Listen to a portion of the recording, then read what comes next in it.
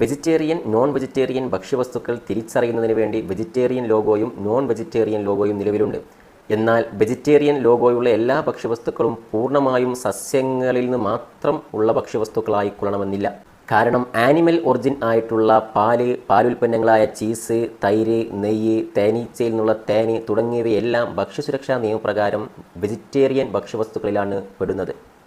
വിശ്വാസ കാരണങ്ങളാലും ആരോഗ്യ കാരണങ്ങളാലും ഒരു തരത്തിലുള്ള ആനിമൽ ഒറിജിനായിട്ടുള്ള ഭക്ഷ്യവസ്തുക്കളും കഴിക്കാതെ പൂർണ്ണമായും സസ്യങ്ങളിൽ നിന്ന് മാത്രമുള്ള ഭക്ഷ്യവസ്തുക്കളെ ആശ്രയിക്കുന്നവരുണ്ടാവും. ഇതാണ് വീഗനിസം.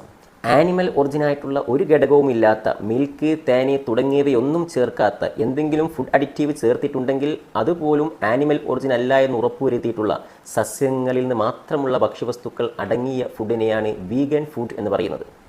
വീഗൻ ഫുഡ് തിരിച്ചറിയുന്നതിന് വേണ്ടി food safety and standard authority of India introduce ചെയ്തിരിക്കുന്ന ലോഗോയാണിത്.